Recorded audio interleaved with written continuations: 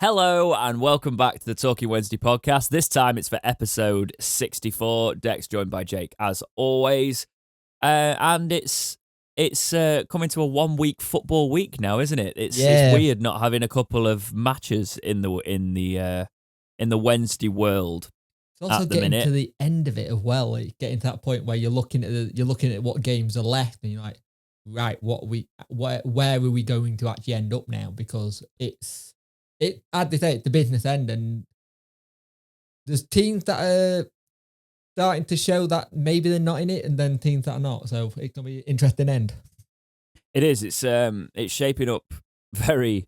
It's going to be an interest. We'll get into it all, but it's going to be an interesting end to the season. We did call the last episode Business End for that reason. Just some housekeeping on next episode. Next episode isn't going to be like a current episode because I am basically away from the studio for a bit. I think I've actually got somebody else coming in to use this room for a few days actually, so I won't even be in here.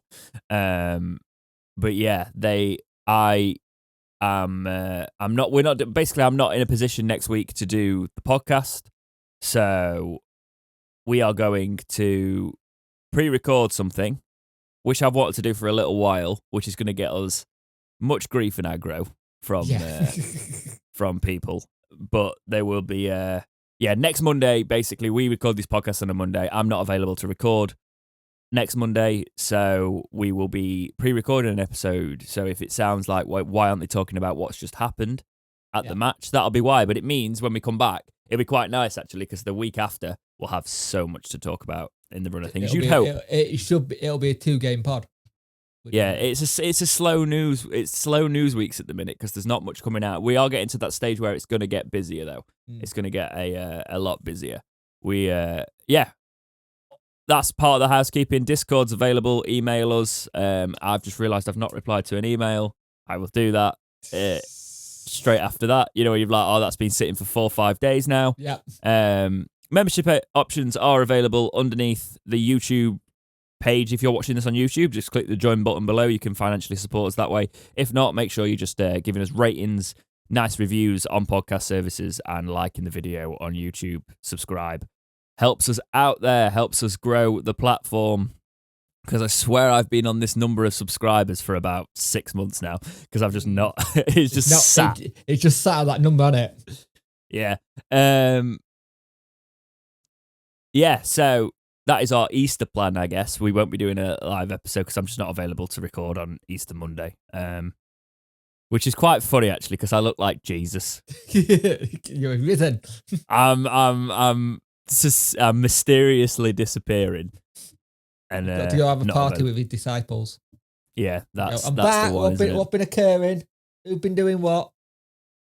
We were going to put the random topic in to start today, but Hubdub, just saying, sir, watch the podcast, because he asked us the same question about the horse-sized ducks and the duck-sized horses. Yeah. Right? And I already said, I think when we answered this the first time, I did this on a band video with my band. You did. I think it was with my former drummer, or probably my I don't remember. And we answered it there. And sir, I think you were the one that brought this back to us again. I'm not sure. There was probably somebody else. I'm sorry if somebody else brought it to us last time. But we like to start with a silly topic, and I thought, that was a good one. And then you did bring it to my attention that we have already answered this on the podcast. I was reading it like, I'm sure we've answered that already. And like going through my head, yeah, we did. So there is no silliness to start off the podcast today, unfortunately, due to that. But I'm sure some people will be absolutely thrilled with that news too. Right, should we just go straight into it today? Let's no. Actually, we can't break tradition too much. I haven't asked how's your week been, mate. Oh yeah, you haven't.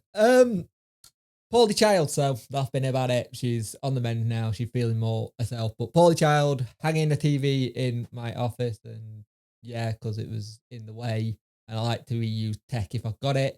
And just planning on stuff for next week being Easter weekend. I think I'm going to an egg rolling competition.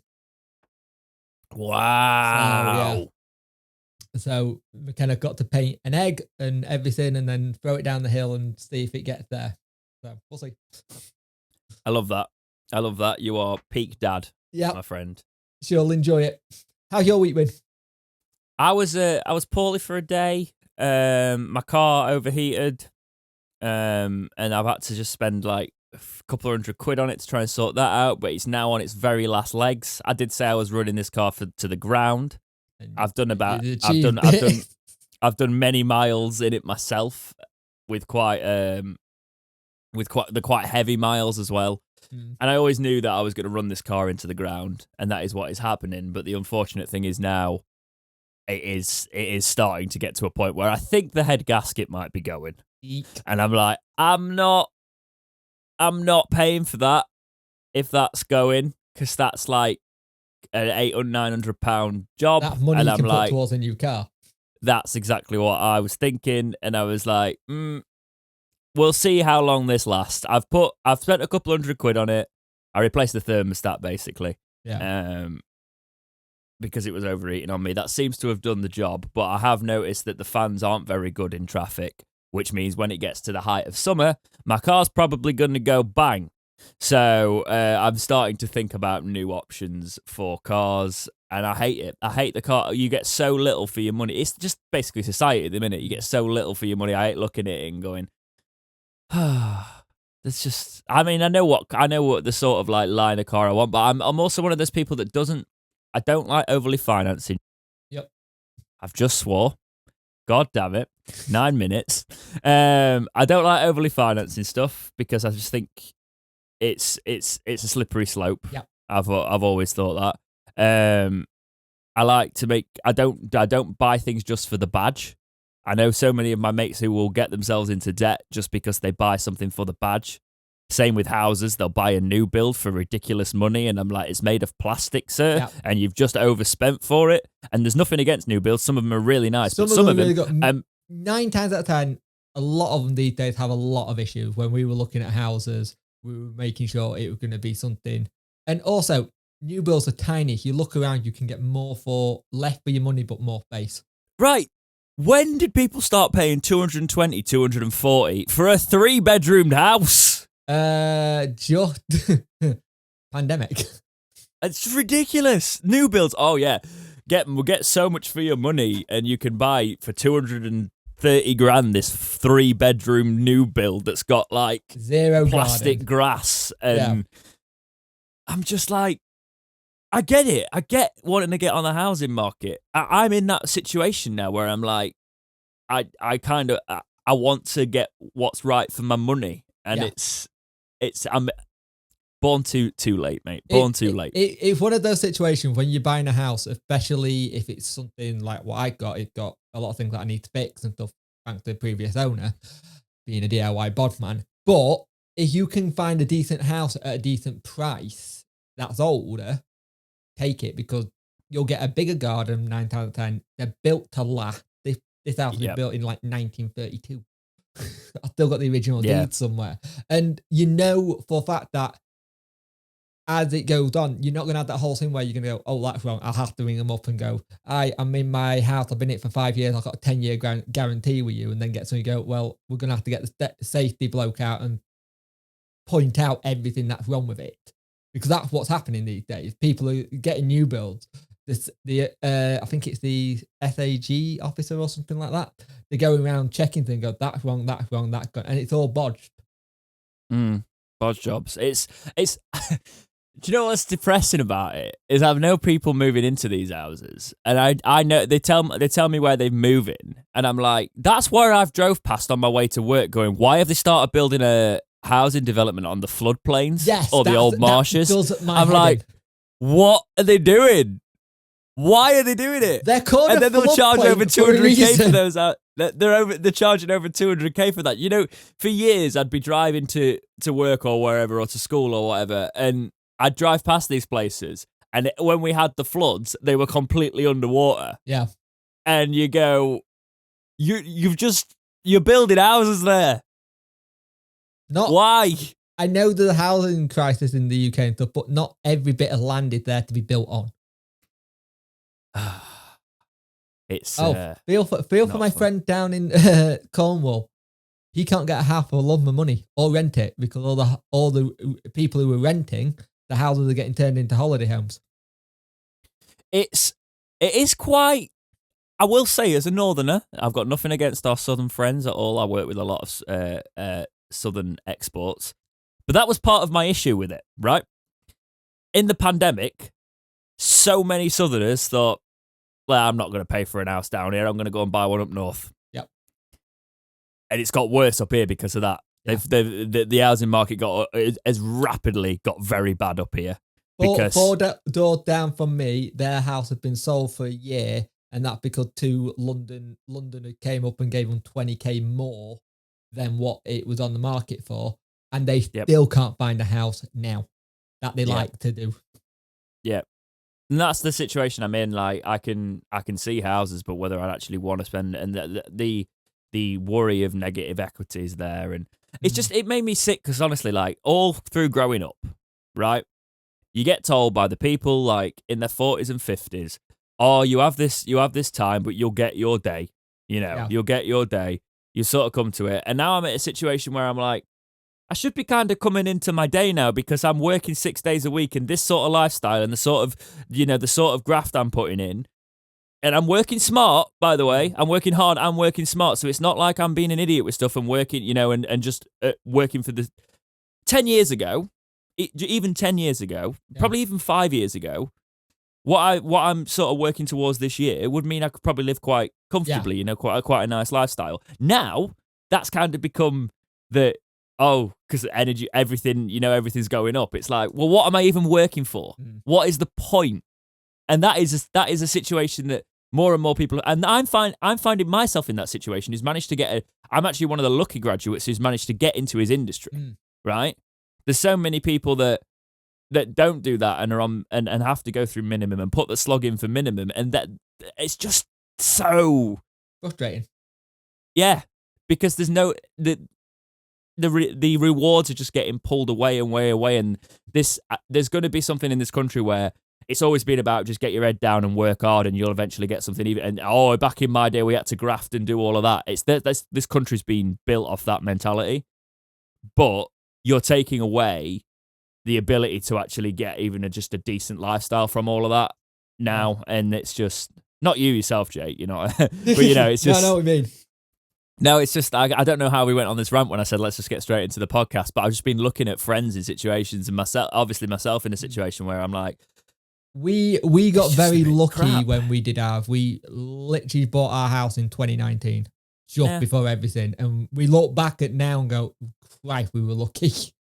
It's ridiculous, right? Because you talk to your parents' generation, right, will always say, it'll get. I bought my house for 600 quid. Yeah. Yeah. And I was working all this, and I saw, but my wages were much less back then. I was speaking to my dad, right? They levied, they got the deposit on their house, right? They levied my mum's engagement ring, and they were like, that'll be fine. And they got the house. They shouldn't even have to give the ring, and they just levied it against it, and if they didn't pay, they'd get. Well, the ring. How is that? Like, I'm just like I've got one of the original estate agents like brochure thing from back in the day, and we were looking at it, go, all right, I'm up for it. I'm for it's like 29,000. What? But it is what it is. It's just annoying for anybody with the time code stamping stuff. You'll want to like do now. Yeah, here. This is where the football starts. Not what is going on with the world with houses. Yeah, but yeah, rant over. Let's talk football. So, Sheffield Wednesday. Match at the weekend, sir. Same old. It's like what you said on Twitter, just copy and paste. Yep. Team. It was just a game where first half really going for it, having shots, a lot of shots. Their keeper, to be fair, had a great game. He kept them in it. Bannon was hitting shots from range, trying to see. Lang had a great chance, but he fluffed it. For me, again, I'll say it again, and I said it on my review, Lang is not a striker. Why are we playing Lang as a striker? Play Berahino. Since Berahino got that hat-trick, he's gone in international duty, and we've not seen him properly since. I don't get this. not letting him. We said he's a confident player. You drop him and put him on the bench. Where's that confidence going to go? Lang can come off the bench and impact it. I don't get that selection at the minute. It's really doing my head in. You've got a striker there, play him. But you got it going forward. We battered them and Bolton, by the way. I don't think we've actually said we played Bolton. No, we didn't. Carry on. Battered them in the first half thinking, you know where this is going to happen.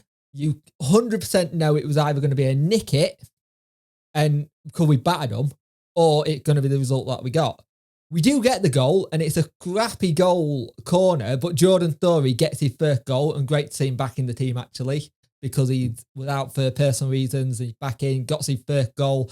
Did see on Twitter a lot of people running with your song now, in a sense. Nobody credits me for it, of course. I knew that was going to happen. You did, yeah, but the what's the story, Jordan story thing, it's going to be a thing, and we all know where it came from. Yes.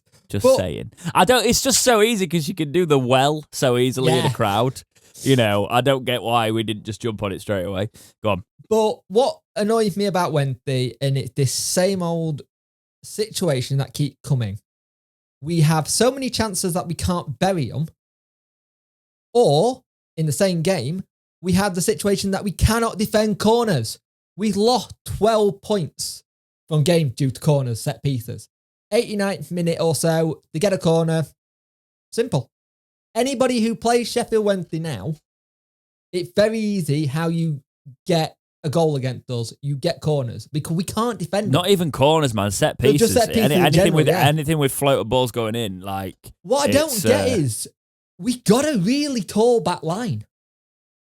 Like they're quite tall, so I don't understand. And you're thinking from a Darren Moore point of view, ex-defender should be able to see this and set it up. He was captain at West Brom. Why are we not seeing this in games? I don't understand it.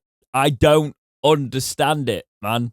Like, because it's not even a mentality thing. Wednesday don't really have the mentality problem anymore. No. It's just we're so bad at defending set pieces. And what's frustrating, and my tweet, I think, did sum it up. I was like, we're dominating games. You can't get the ball off us, apart from when we pass it to you because it's a dodgy pass. Yep. You know, we are looking like a team that does everything but scores a load of goals. But we do score, and we look quite comfortable in games, and then we'll get a set piece against us, and they'll get an equaliser, and then obviously every man goes behind the ball. Box. It's just tiring, man. It's tiring to see the situation, and that will be our downfall, the dropping points from winning positions. It'll be dropping points from winning positions, and it'll be not burying our chances. Like right now, you can tell what we need in the summer is defenders and strikers.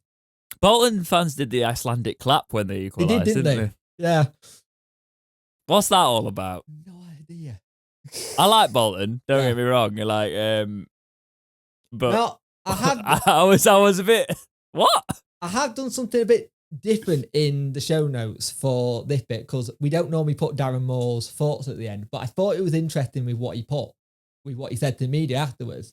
He said it was a deep ball to the back and it hit one of our players and they put it in. You can't recreate any situation. I'm like, you can. You can recreate football. I know you can't do the pinging of it, but that just comes across really bad for me. It's a bit weird that, isn't it? Because you can that's the whole point of training Darren. Yeah. I think he's misspoke there. Yeah. I think he's obviously, but you can't recreate any situation. You can't recreate the players, no, but you can recreate. He might need to have said you can't recreate every situation. But you've got to work hard. Yeah. All the goals we have conceded from set pieces have been from different angles. We continue to work on them in training. Sooner or later, the penny will drop with them. Gotta drop soon.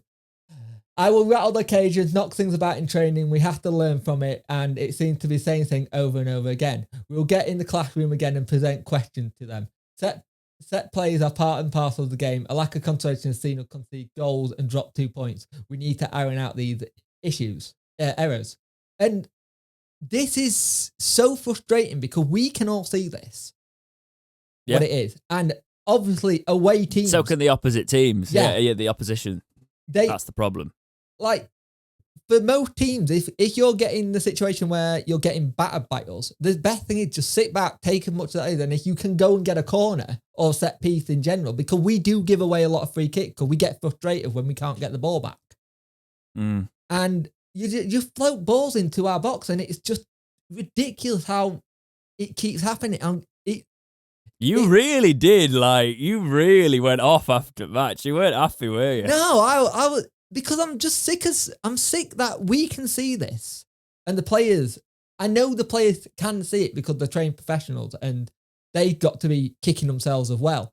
But I don't understand how it got to this many matches in the season, and we're still doing the same simple errors every game when it comes to a set piece.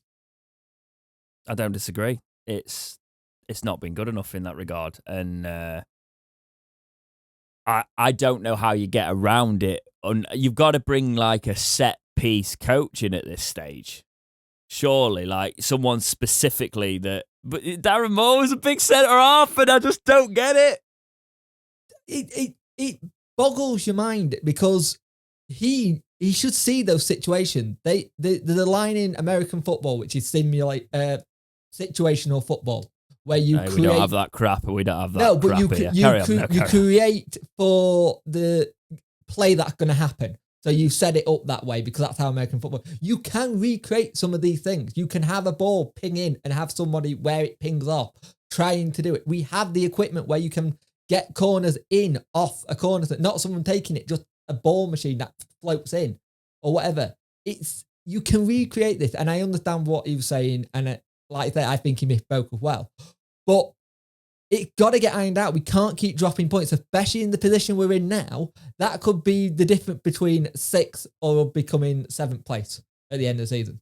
No, I definitely will be as well. That's the thing. I think I'm getting nervous.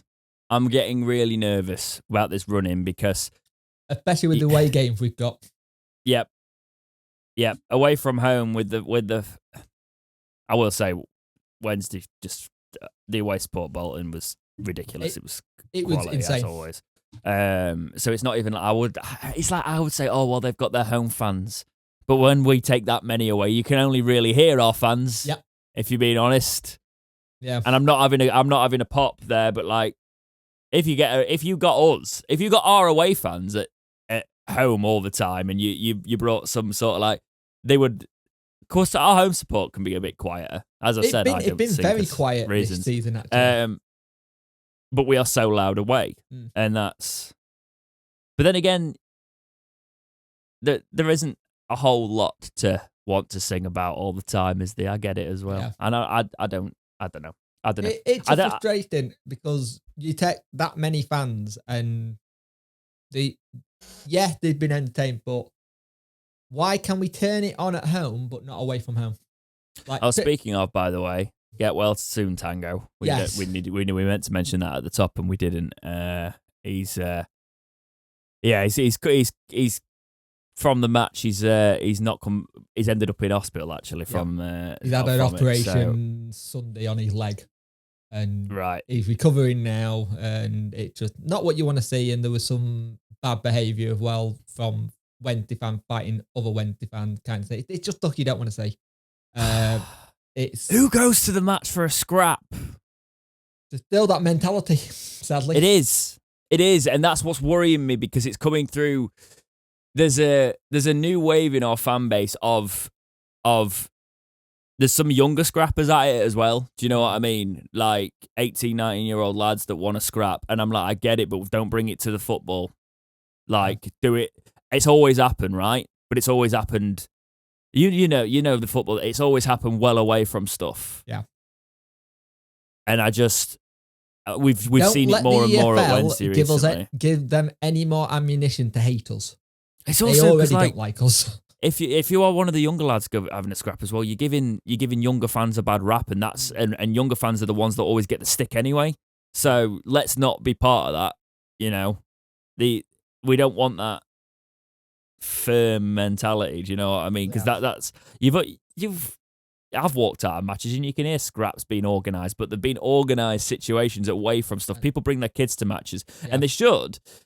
and away matches, I know we've got a great away support, but you should feel safe at an away match. You know, there shouldn't be infighting between fans there.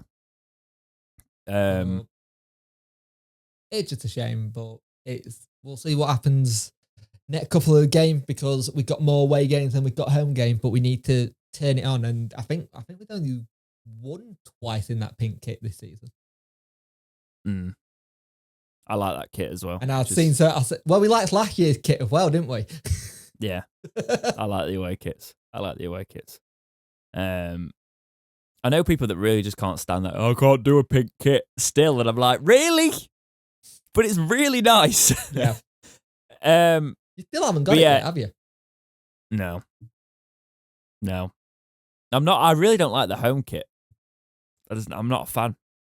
I know a lot of people quite like it. I don't do thin stripes as well. Not a fan. You said on the tier video, it got to be thick stripes and it got to be in the right position. Just the standard stripes, standard Wednesday stripes, not too thick, not too thin. And I don't like an all white back. And this has got thin stripes and an all white back. Not a fan. Darren Moore was also talking about promotion. After the match, he goes, I look at us and what we do. There's loads of football to be played. We go to MK Dons next week. It'll be another good footballing match. And we will have to be at our level best. So he's just constantly trying to look forward to it all. He was happy with Gregory's performance, happy with Story obviously bouncing back from having a tough week. Yeah. And doing the business on the pitch. But it is just one of those we've got to put in the past now. And in theory, this weekend could be interesting with the games that are coming up. Yeah. I'd just like to clarify, but by the way, before all the 18, 19-year-old Wednesday fans start going, oh, what you say we're having a scrap? It's just because some of the footage we've seen is from that sort of age bracket starting having a bit of a scrap. But it's not the majority, as I'm always going to say with that. But I also know how the internet works, and I also know that would be taken out of context very easily. And I'm not saying that just for the record. I'm just saying we should be able to go to the football without being worrying there's going to be infighting between. I do think it is overstated in some ways, though. It doesn't happen as much as some people try and make out. It seems to be this season, especially. There's been a lot more. And I don't know if that's the people finally getting to go see football after 2 years and not being able to. Yeah. Kind of thing. So, yeah. For me, it always used to be like a lad in like his late 30s, early 40s had got a bit too drunk and started having a scrap. Do you know what I mean? But when it seems to be a bit more, it's just there's more energy. Yeah. I'm not. I worry about it coming into the game too much, because you want to be able to just go to a match and enjoy the match, and then if you want that sort of thing, you deal out of it. I've never really understood it myself, but like I'm not, it's just not my vibe. Obviously, some people like a scrap. I don't think it belongs in the stadium. I think that's a fair thing to say. Yeah. Yeah. Yeah. Jesus Christ, the internet has battered me to a point of just being like, I can't be arsed. Do you know what I mean? So, there were some midweek matches on the 5th of April. MK Dons beat Crewe 2-1. Morecambe beat Oxford 2-1. Bolton drew with Portsmouth. So, Bolton we were more fresh than Bolton, and they still managed to get a point with us. Morecambe did a massive favour with that game and all. Yeah. Crewe could have done with doing us a favour as well. Yeah. But yeah, MK Dons will be a test. So Saturday matches worked out like this. Cheltenham beat Portsmouth 1-0. Fleetwood lost at home to Accrington Stanley 2-1. Gillingham and Wickham drew 1-1. That's handy. Cambridge and Morecambe ended 2-1 to Cambridge. Wigan beat Lincoln City 3-1. Oxford versus Sunderland ended 2-1 to Sunderland. That was annoying because it was an 89th minute winner, and it was their second game in a row where it's gone past the 90. I think it went to 90+9 this time, and last weekend it was 90+6. Could have done with that being a draw, to be honest. Shrewsbury and Ipswich ended 1-1. Charlton beat Rotherham 1-0. Having a Rotherham little tumble. Just a little bit. Doncaster beat Crewe 2-0. Doncaster trying to cling. I saw they got called the L. Yeah, you know. Yeah. AFC Wimbledon and MK Dons, the match ended 1-1 there. So this derby to derby it without it actually technically being a derby anymore because they moved the club. But it's one that you always want to see AFC Wimbledon win that. Even though, did you see the footage online of the scraps outside and that was talk about organised scraps. Jesus. Burton drew with Plymouth 0-0. Now, and let's have a look at. We go to the table. The Gillingham-Wickham game is interesting. Lewis Wing got a straight red card, so he will be out for the game when we play him. Lewis Wing won't be playing. Okay. How close is I've just questioned it myself now. How close is MK Dons' stadium to Wimbledon Stadium?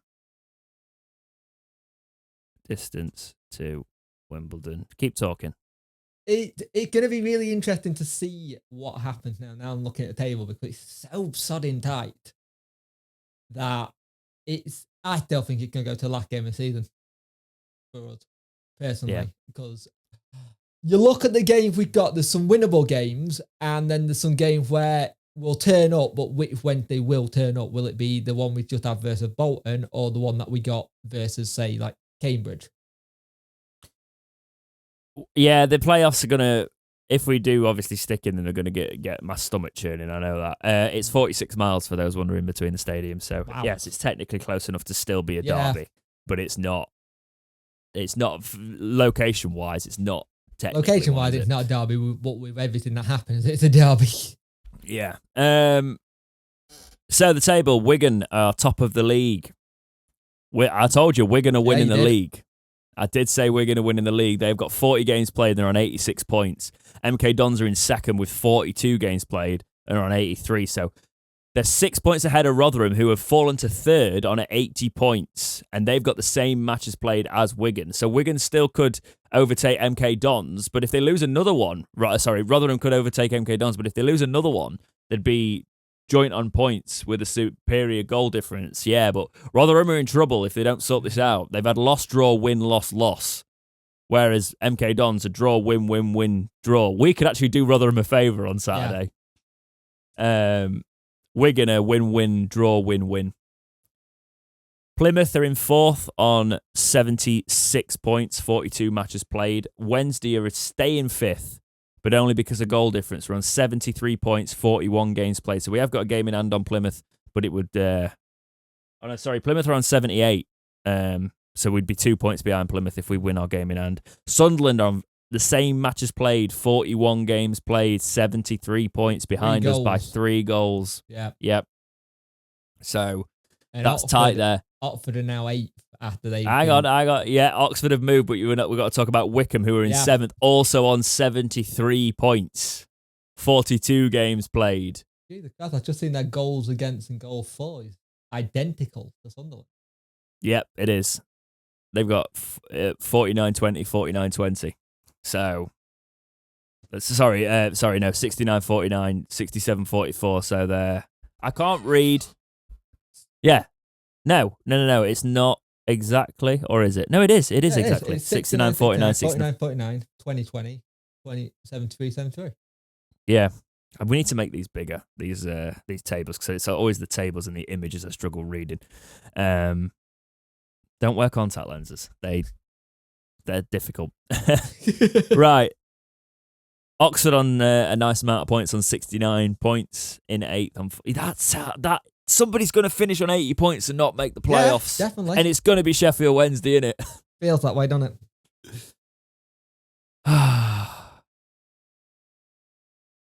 Right. We're not going to talk about any more about the actual match that was played. We will talk about... There was a little piece in Yorkshire Live which we're talking about the problems with Wednesday, and the interesting thing is we have dropped 19 points from winning positions this season. And how many were they? I'd love to know how many they were away from home. It was... I don't know the specifics on that, but we were talking a little bit earlier, weren't we, about what we're going to be left to rue at the end of the season, and dropping 19 points from winning positions. It was between October and December where we were having that stupid get to the 80th minute and goal come flying at us. And then we got past that. And I think it's interesting that Lee Gregory said about at December, we were looking at teams around us and not concentrating on ourselves. And then suddenly it picked up a little bit. So I wonder if that point there, they were still looking at teams around them, thinking, right, this, and this. And that's when we Just for example, by the way, if we'd have got those 19 points, we'd be on 92 points. Even if we'd have got 10 of them, we'd have been on 8. We'd be second because we'd be 83 with the. Oh, we got the same. No, we would be third if we'd have got 10 of those points, but we'd have a game in hand on MK Dons. Yeah. And then if you go back to what we said earlier, like we had 21 shots to Bolton's 8, but only 5 of them were on target. Finishing a dinner. I've been saying it all season. Yep. We just can't finish. And that is an issue. And if we get to the playoffs, we have to turn up. But it's just securing those playoffs now. Because unfortunately, we have become that team that everybody wants to beat. Yep. And it's difficult. It is difficult when you're up against that every single week. If we are in League One next year, fingers crossed next season, let's hope we're not. But that'll be Derby next season. Yeah, the problem is with League One, we've got a good balance of a squad at the minute, and I worry about us trying to do a second season in it because you only weaken really when you're a freshly relegated side. You're fairly strong for this season because you've got, think about it, we'd have Bannon's contract coming up to it'd be in the last season, that sort of thing, and it'd be tricky next season in League One, but we'd have to see what the situation was. The only bonus next season if we are able to spend money. Yeah, we are. We didn't need money when we did sign George Byers, though. The Star have done a piece on him this week, talking about basically his success with Wednesday, and he told the Star, "It's where I want to be, playing free football with no pain or no injuries. I feel like I'm in a good place now, and getting a good run of games helps that. I'm feeling good." When you come to a new club, it's a big change for both me and my family. You're getting used to the place, the surroundings, and to be fair to the boys, they've been top ever since I came. But to get an injury when you're not really settled is frustrating. But these things happen, and since the turn of the year, things have been good for me. I'm in a good place, and I really want to kick on now. It can be mentally tough, but I won't say that I doubt myself ever. I've had 2 surgeries in the space of 6 months when I was at Swansea, and that takes a toll on the body itself. But now I've changed a lot of things that I've been doing, and those things have worked for me. So hopefully I can keep doing those things and stay just as fit for as long as I can. I have had a double groin surgery since then, and it was only meant to take me out for 8 weeks, but it ended up being 5 months. That took a toll, and then when I was fit again, the team was doing really well, which is why I decided to make the move to Portsmouth. I wasn't in a good place mentally during that time with my injury, but you have to take positives out of the situation and just be the best person that you can be around other players and at home especially. I took bits and pieces from that experience to use now. I think the key is to understand what your body needs in terms of the training it needs and the extras you need to do. You need to manage yourself in the best way that you can, and with the games coming thick and fast, you need to make sure you recover. I think knowing my body has been a key aspect for me ever since I came here, to be honest. I think I've got there now, and long may that continue. End quote. So it's good to see that players are taking responsibility for themselves and their own fitness now. And I just wanted to talk a little bit about Byers coming in. Because interesting, because that goes down to what Bannon said this season about him knowing his body, knowing what works. And I think we had it with Chris Kirtland when he came in. He had back issues, and it was just like, you know what you're doing. And I think when you get to that point as a player where you've had injuries, you know what works and what doesn't. So if you've got a physio going, do this and this, and you can go, well, I'm not going to do that because that hurts. That's what I did last time and it made it worse. So the fact that we're actually doing that is great. And we all worried when Dennis Adeniran got injured and thinking where was he going, and Bayer just slotted in nicely. And nice to see Dennis had got back faster than it sounds as well. So he's looking back in contention at some point. But the midfield bit where I don't think we've got many issues in terms of recruitment next season. Yeah, I think we were saying, it was like when we were linked with a Wackway and that. Yeah. And people were like, why, Steve specifically, not Yes. people, Steve, why are we after more midfielders? I do think we're in a very strong position midfield-wise. And it shows with players like Barry Bannon getting crowned League One Player of the Month. I bet he still don't get a bloody inform for this, No, which probably will won't. do my nut in. But Barry Bannon, this is from the club's website. Barry Bannon has been crowned EFL Sky Bet League One Player of the Month of March. The Wednesday skipper contributed 3 goals and 2 assists to help the Owls push towards the top 6. A man of the match display at Hillsborough saw the 32-year-old score 2 goals and grab an assist for countryman Callum Patterson as we beat Burton 5-2. During an equally eye-catching display, the midfielder fired a stunning long-range strike against Cambridge before turning provider for Saido Berahino in our 6-0 win over the U's in March. Bannon has been in excellent form throughout the campaign with 8 goals and 10 assists to his name in total. The Scot was also recently crowned the Owls Player of the Month for March and won the club's PFA Community Champion Award. On winning his most recent accolade, Bannon said, "It was great. It was a great achievement, but it could have been any of my teammates. I'm happy to be here receiving this trophy on behalf of the team because any of them could equally deserve it." Darren Moore added, "I'm really pleased for Baz, his family, and all of us at Sheffield Wednesday. It goes to show the magnificent season he's having and the consistency he's shown. Nobody deserves it more than Baz, and long may it continue as we go into the final run-in. We're all delighted for him, and it's fully deserved." And then the club say, congratulations, Baz, to which we would add, congratulations, Barry. But remember, actually, isn't he finished? I thought, yeah, when I was defending him earlier in the season, saying like he's going to be pivotal for us, and I just recall getting so many people saying that Barry Bannon was overrated. He's overrated. Player. He's not the big time player that he thinks he is. And again, we said it. He's playing further forward. He's not playing in that kind of hole in front of the midfield and defence. He's playing further forward. That he could have had at least 3 or 4 on Saturday.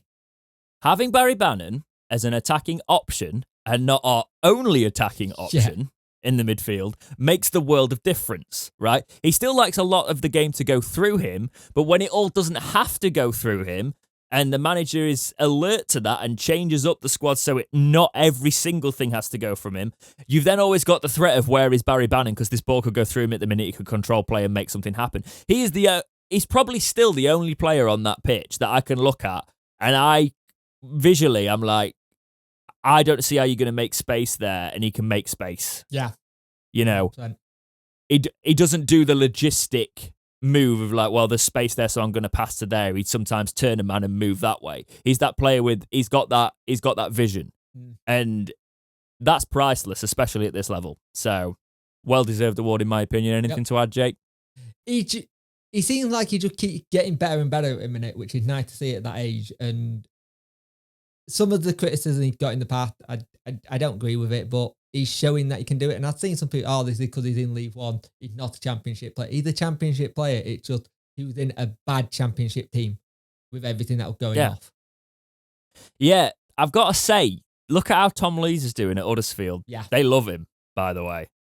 But he's got his confidence back, and Huddersfield are doing quite well this season. Yeah. You know, I mean, when I speak to that, I was like, well, they still go, we don't know why we've signed Jordan Rhodes for this.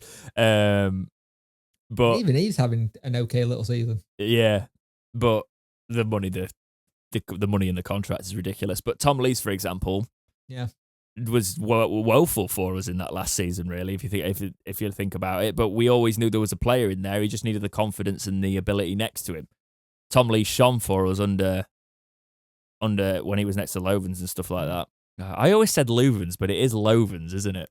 I've always said Louvens. Yeah, so have I. But I think it's meant to be like Lovens. But I've always said Louvens. Right, the Owls have announced a new... Twitter. Yeah, the Owls have announced a new shirt sponsor, Blue Steel. And Sofa's put in the notes, is not the name for the pose in Zoolander. It is. So that's fun. The Owls are delighted to announce a new back of shirt partnership with Blue Steel Energy Drinks. I'm just going to go away from the article here. Isn't that a direct contrast with Elevate? That's like direct competition. Unless he's killing Elevate. Which is potentially a thing. But it was on our goalkeeper shirt. Yeah. That's true. On the same day. We're going to have all the energy drink companies on one shirt. It doesn't look like those Swedish shirts you see.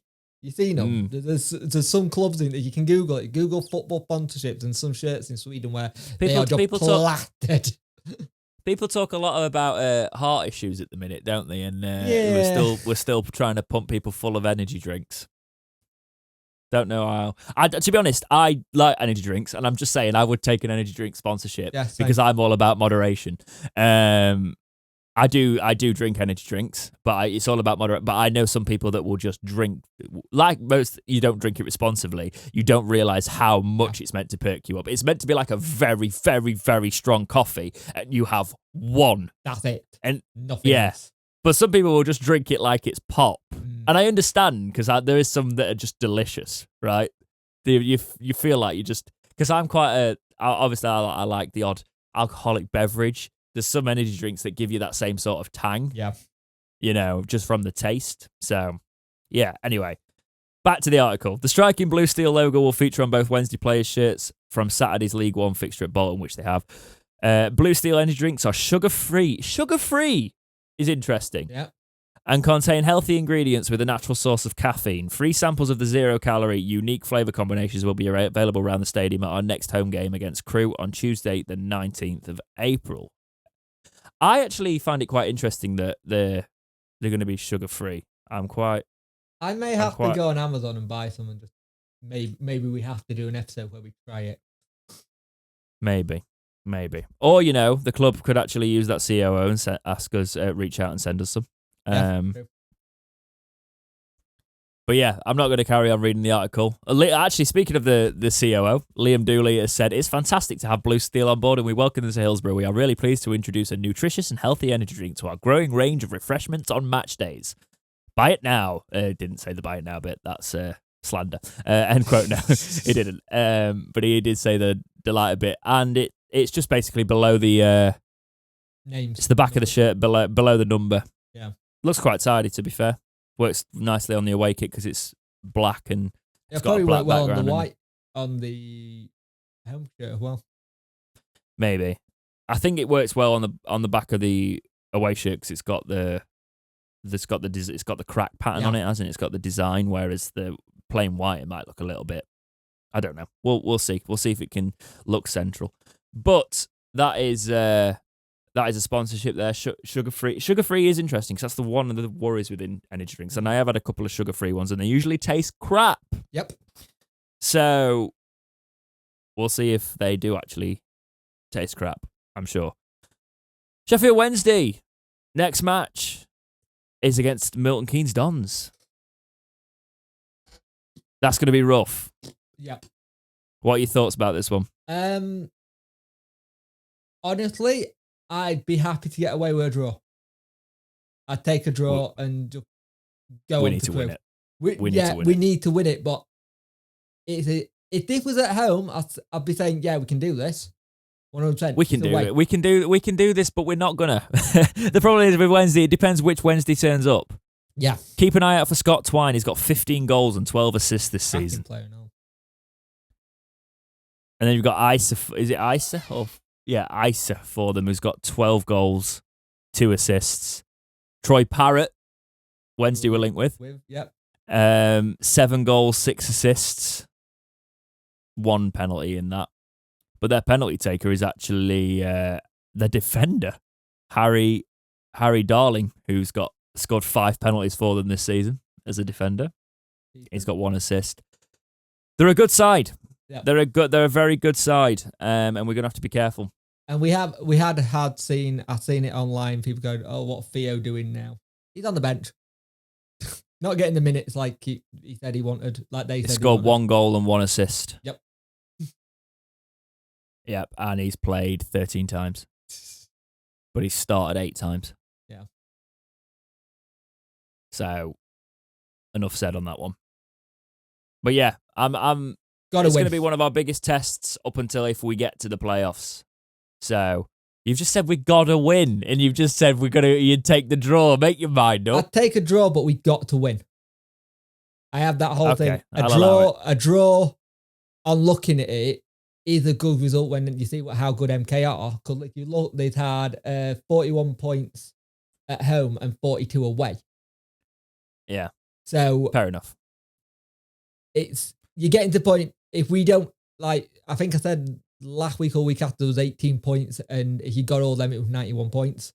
There's not many points left, and there's not many games left. Yeah. No, I get you. Let's move on to our community topics. Rob Foley writes in and says, Rob from Luton here, lifelong Owl song. Question for you both. Based on this season, what would your ideal lineup be for the remaining matches? Would you keep it 3-5-2 and who would you stick up front? P.S. Keep up the good work, lads. Tune in every week. We're all Wednesday, aren't we? That we are, Rob. I will keep it the same, thoughts? just with Gregory and Sido up top. Because it works. I don't understand why he stopped it. I don't get it. It is weird benching him, innit? He doesn't seem to fully trust Berahino, even though he's brought him in and he's got that former relationship with him. And he got that hat-trick and we were all like, oh, great, you're going to kick on now. And even he said, once you get that one goal, you want to do more and play every game. And now he's back to being on the bench. I don't understand it. I understand you've got Mendes Lang who's back fit. I get it. But he's not a striker. Berahino is. Yeah. Yeah. If he's going to deploy wing backs as well, Mendes Lang fits that for me. Yeah. So, I don't know. But yeah, up top for me would be Gregory and Berahino. I want to see that partnership more. Yeah. Tony Stella fella. I assume that's not his actual surname. But if it is, fantastic. Yeah. I think he's a Leeds fan, actually. Yeah, or a Burnley fan. How is Bailey doing? For us, he could be brilliant, awful, and everything in between. We could never work him out. Liked him myself. I think he's a Leeds fan. Yeah. He's on his day. He's one of the best players on the pitch, but he still has that questionable like concentration lap, or doesn't come out for capture. I think he summed it. Do you know what? I think Tony summed this up pretty well. Yeah, brilliant, awful, and everything in between. Because he's had some awful moments, like the "he's behind you" bit, and the dropping a few clangers, and the confidence wasn't there. That we dropped. That's a huge one. But then he's been amazing, and he's saved penalties, and he's done some big saves. Yeah. He's very Marmite. Because you love him, but the times where you hate him. And I just think that's a player once he gets a lot older, you'll probably see a brilliant keeper. Yeah, probably. I think we're very lucky to at League One you get away with it a little bit more. Yeah. So he's doing quite well. Nat writes in, hi lads, if you had to pick one lone player to keep, which one and why? Harley Dean. I get that. I understand that. But for me, it would be Bailey, because if we could keep him like fairly cheap, which we won't. But if this was a hypothetical, the problem I think Burnley are going down and they'll see him as a Championship keeper. That'd be interesting. Yeah, I would keep, but it's the position we need. Yeah. Oh no, I lie. I'd keep Story. That'll be a hard one if we could try and do it. Yeah. If I had to keep one of the lone players, that's actually quite interesting though. We've gone very defensive. The defensive where we know is thing, and it was interesting. There was something Joe Cran put out today saying that Harley Dean could actually become a free agent in the summer. He could just turn around and say mutual contract done. Yeah, and kill it. I wouldn't be surprised if that happened. Yeah, it'll be nice, but it is that defensive bit where we need to solid up. And I think if you're looking in the summer, you're probably saying you need to look at strikers and look at that defensive, possibly a younger, fitter winger. Yeah, if one that doesn't get injuries, but everybody gets injuries at Wednesday. But I think, loan-wise, I'd keep Story because he's younger. and he's got potential, and he's solid already. So for me, it'd be Story. If hypothetically, if we could keep any of them and we could only keep one, it would be Story for me. Would you have Dean as your Hutchinson if we didn't give Hutch a new contract? I think we should try and keep. I think we're going to get Dean anyway. Yeah. I think Dean's going to be. Yeah, Dean's going to. I think Dean should be. We should be looking to keep him, and I think we will. Yeah. Callum David George Breeze writes in. I'm just going to call you Callum from now on. So Callum Breeze for now on. So unless you would like me to read out your full name. Yeah, unless you would like me to read out your full name every time, which I would also do. New sponsorship, Blue Steel through the door for Sheffield Wednesday. We talked about it earlier on. If you guys had to pick a big multi-million company to sponsor Wednesday for a season, who would it be and why? Good question, this. I did like the VW shirts. I do like that logo. Yeah. I think. But for me, I know it's multi-million company, but I wouldn't mind having Henderson's on the shirt. Just have it back to Sheffield based up. But the thing is, I don't like alcohol or betting companies on shirts. Yeah. It does my head in. It's a bugbear of mine because I don't think that's what should be promoted. Kind of thing, but that's where all the money is. Yeah. So I get it. Could you do something? Could you do something like Tesla? I've got a better one than that. Go on.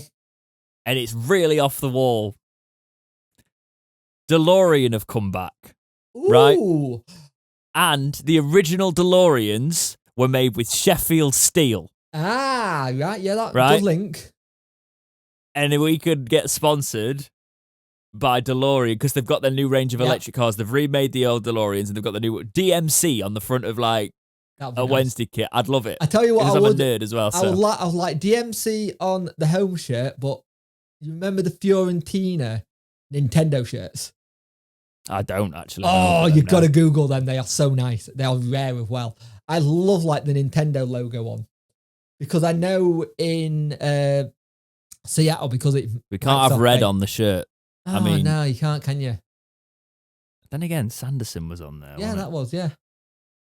But I know, like, just something like that would be really good, kind of thing, because I think it's very hard to pick a sponsorship and not have something that's going to be a detriment due to what it is, if you know what I mean. I'll tell you what, Talking Wednesday across the front. Yeah, that'll do. But I'll tell you what, the day we become multi-million is the day you don't hear from me again, mate. I'm moving to an island. I'm buying an island. No, it'll do one episode. It'll be in a big house. And go, you know what I was mentioning about houses and stuff? I've got 4 now. Yeah.